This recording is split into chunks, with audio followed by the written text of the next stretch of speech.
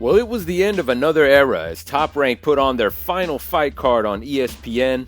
Let's start with the opening fight of the telecast where Emiliano El General Vargas opened up the show with a bang in the very first round. It was a beautiful pull counter that allowed Vargas to land a right hand flush on the jaw. Vargas is now campaigning in the 140-pound division. He's still a prospect at this stage, but there's a lot to like about this young man. Obviously, his competition is going to be carefully chosen for the foreseeable future, but he's definitely one to keep an eye on. In the co-main event, Bruce Shu Shu Carrington defeated Matias Haida by unanimous decision.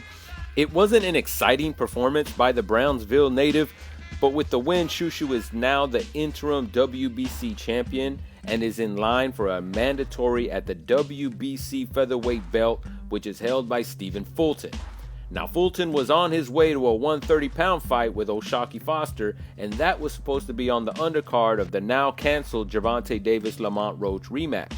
But in the post-fight interview, Carrington also called out WBO featherweight champion Rafael El Divino Espinoza. So how would Espinoza versus Carrington play out?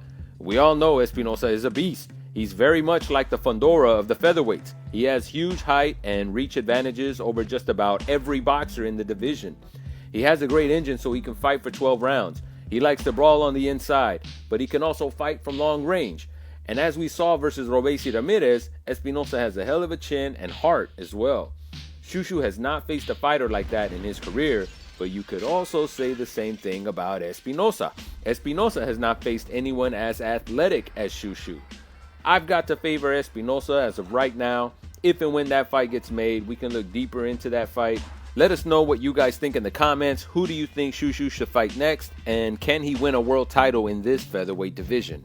Last but not least, in the main event, Xander Zayas defeated Jorge Garcia by unanimous decision. With the win, Zayas becomes the youngest current boxing champion at 22 years of age. It was a fair enough performance by Xander Zayas. He did very well versus Garcia, but it just did not feel like his coming out party. And credit to Zayas, he never looked tired in the fight, showed good footwork, he darted in and out and away from Garcia's attack. He used almost every counter in the book. But it was noticeable to me that his activity level dropped in this fight. The average punches thrown per round in this division is 55. In his last 5 fights, Zayas came in averaging 68 punches thrown per round. But versus Garcia, that dropped to 43. In the last 5 fights, Zayas threw an average of 30 jabs per round. But versus Garcia, he threw close to 21. Zayas controlled the bout, using his jab and movement, but towards the end, even in the middle rounds, there were times when he clinched far too much. That body attack, it was working well early in the fight, and that almost disappeared towards the end.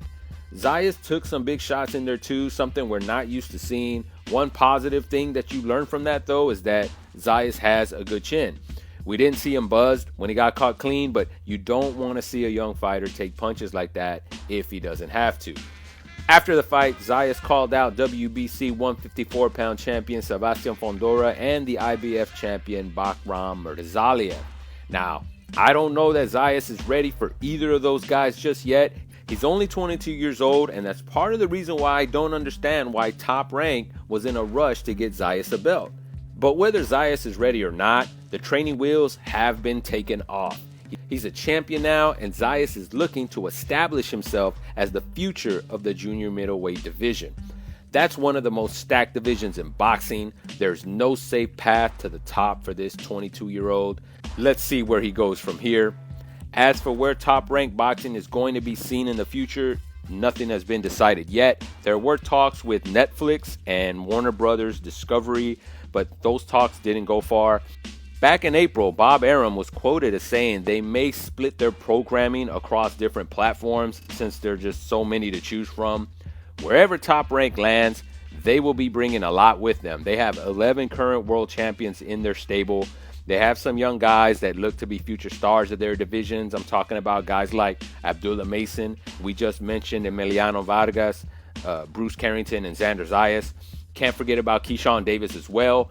Even though his stock took a hit recently, he still has a bright future if he can get some things straightened out on the personal end. But Top Rank has a lot of young talent. And one other important thing, Top Rank is an experienced company with 60 years in the sport, so they'll find a home eventually, but it's most likely going to be on a streaming platform. There will be no more boxing on traditional network television. Those days are gone. It's on to the streaming apps for now. We'll see where they land in the coming months. But tell us what you thought about Zayas' performance. How does he compare with the other champs in the division? Does he still need time to develop? And which fights make sense for him next? Hit us up in the comments. And as always, thanks for watching. This is David D. Until next time, we're out.